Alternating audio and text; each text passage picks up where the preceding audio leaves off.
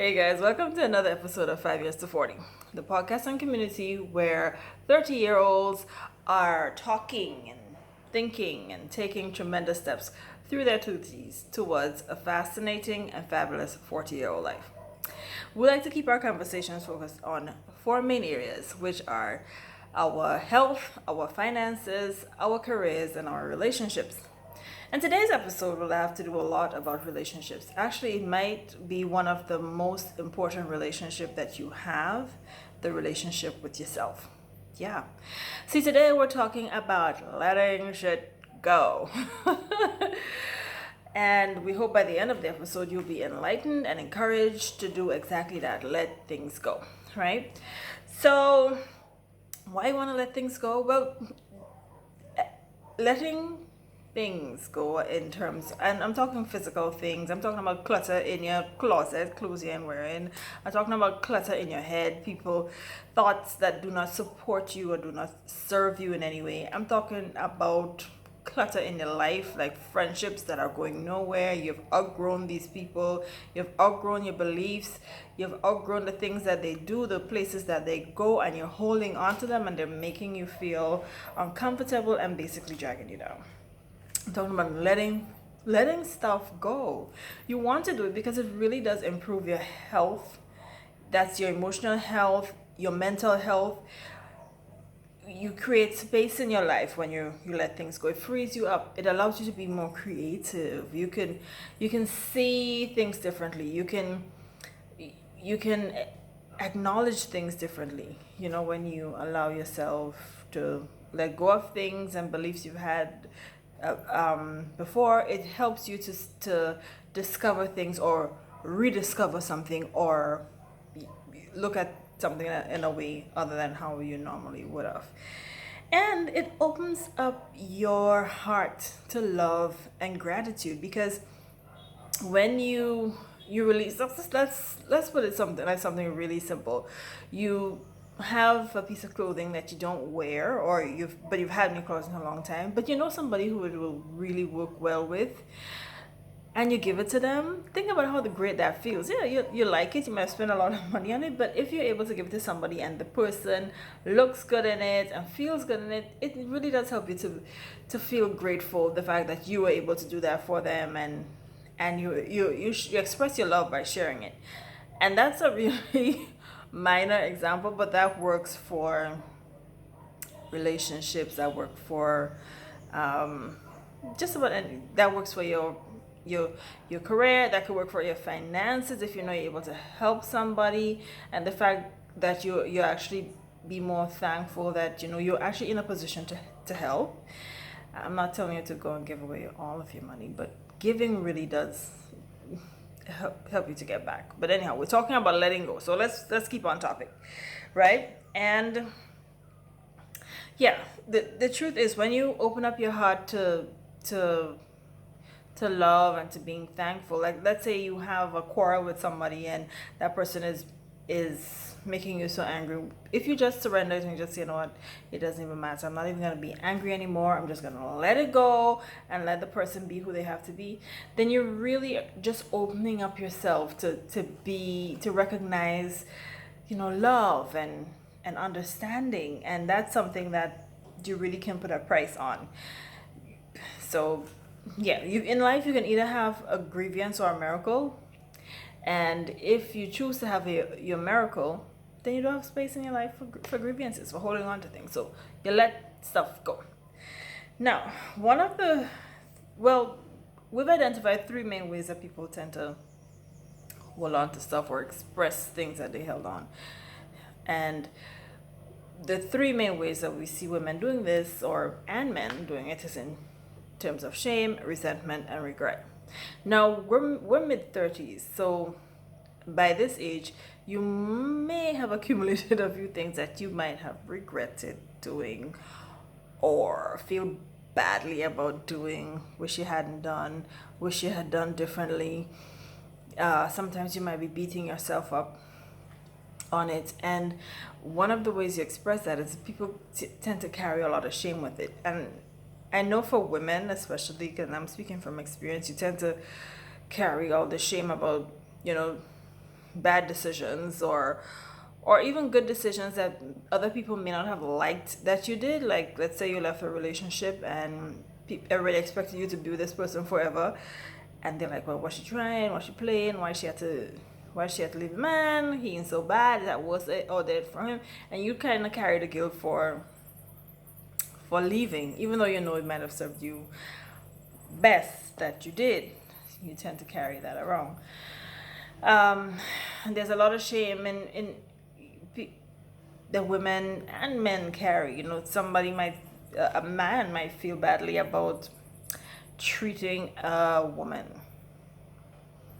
the woman he loves badly, and maybe she reminds him, maybe her family reminds him, maybe her friends remind him, maybe he remind himself constantly, like, you know, I should have done this to this girl, I should have treated her better and whatnot. But the truth is, shame can really disempower you, because when you're in that feeling of shame, you're not able to activate the thing in you that can help to change the situation, because you're feeling badly about it. Look what I did this, I shouldn't have done that, I should have tried something else. And I'm not advocating for going around and not feeling remorse, because being remorseful shows that you are empathetic and you understand that you're hurting somebody and you do not want to do it again. I'm saying to not get stuck in the shame of it, but to use a feeling of remorse and you have to help you to push forward and solve the situation. So instead of feeling badly, instead of feeling ashamed, come to a mindset, change your mind about it, and try to fix the situation, right? Another way we tend to carry around things that we need to let go is with resentment. So resentment is very much like anger. The truth is, it only hurts you. Like, you're vexed at that person. That person should have never did that. That person should have never say this. This person should have never passed you over on a promotion. That person should have never make you spend your money so bad. You shouldn't have spend your money and lose all that time. And you're resenting the people. This person should have really know better than to act in this way.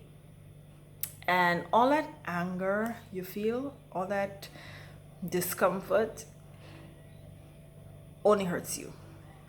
The person who may have caused you to be feeling resentment might be sympathetic, like we spoke about before. They might be feeling a little bit remorse, but they will not be feeling that deep anger and discomfort that you have towards them. And that kind of emotions can really undermine your health. And it's really important to let go of resentment, to forgive. Forgiveness is one of the biggest ways you can get over and learn to let go of stuff. And I'm going to encourage everyone listening to this to try forgiveness. And I'm telling you it works, because there was a point of my life when I was really resentful towards a lot of people about, well, not a lot of people, but a few people for doing some things that I thought they should not have done, they should have known better. And the only thing that helped and healed me and continues to heal is forgiveness. I'm at the point now where I'm at a 48-hour maximum angry at anybody for anything. I'm like, you know what, whatever.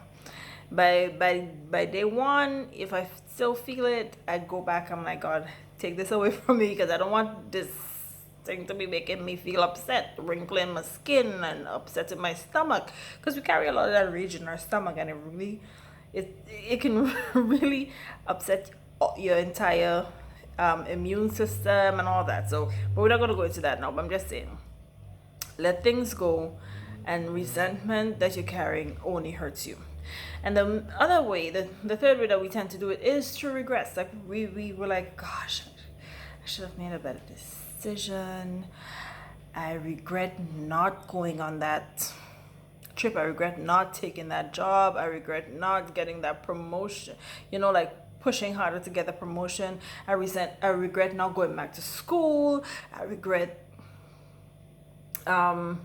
leaving that person that you left. I regret not getting into that relationship when that guy was really trying to get me, or that girl was really after me, and I see her now, or she got her glow up on, guys. I know you guys regret that. Yes, I know. She's got her glow up on now, like, gosh, I had a chance and I blew it. And you carry around that regret, and it's heavy. But regret lives in the past. Regret is really you regurgitating the past, and you cannot do anything about the past. I don't care who you are, how rich you are, how much things you got, how much things you don't have, if you're poor, if you're rich, if you're famous, if you're infamous, if you're somebody on the street, if you're the neighbor next door. Nobody can go back and rewrite time. Regret is a complete waste of the present. And here's where the power is: in your present. So everything that you regret doing to someone, or regret not having done, or regret having had happen, you can change in this very present by changing the way you think about the problem. So if you regret hurting that girl and know that she could have been the one, and yes, you see her glow and her good hair and her whatever other things she has, and you're wishing that you should have done something better about it, listen, don't regret it. Like, learn the lesson and treat the next person. If she doesn't give you the time of day, then treat the next person that come along better, and build from there. And say, express gratitude that this person would have taught you to not be that kind of person anymore. If you used to be running around, or not having your priorities straight, or not, not being honest, not being responsible, then do that. Become the person who you wish you had been, instead of regretting, because regret is a dud emotion. You can't do anything with it. It's just you living in the past, and the past really can't be changed. You can write the future, though, by the things you choose to do about it. And for any other thing that you regret, the power is in the now. So if there's something that's irking you, something that you wish, there's a job that you wish you had done, you wish you had gone back to school, you wish you'd invest better, you wish you'd spend your money, all them thing on. But what you can do is set up a savings plan. We have a blog post about that, so check out the blog about saving your money. Set up a saving plan, or meet with a recruitment officer at St. George's University, or someone else online. Find out about school options that are affordable and time friendly. Like, if you're a busy mother, like I've been, or if you are somebody who's trying to do two jobs and still go to school, there are a lot of options. Like, people do this all of the time. So don't rule it out and say, well, all these years since I've been in school and I regret not going back, so that means it's the end of the story. And it, when I was in school, I used to get straight A's. I've talked to people like that. They used to get straight A's in school, but now they don't think they can go back to get a tertiary level degree or anything like that, because it's been so long and they should have stick to it. And their mother used to tell them to go, but they had to go and come out to school to work. So what? Now is the time. The power is in the now. Get off your hiney. Go and search online. Get to schools. There are tons of options. Go to your local ministerial offices. See if there you can get any options for, like, scholarships or something, and start. If this is something that's deeply in your heart, don't let any form of regret keep you from being the amazing, brilliant person that you're meant to be. And yeah, so instead of hanging on to those three emotions, I'm advocating for you to just stomp on past them, because we're also walking past things that aren't serving us, and we're going towards a fabulous and 40-year-old life. Fascinating 40-year-old life. So I'm saying to you, let go of the shame, release the resentment, and forget about regret, and start going into your future to have a better and fascinating future. Just remember, guys, you are deeply loved. There is nothing in your past that God doesn't know that you did. And if he still has you here, he loves you. You're deeply loved. You're fully known.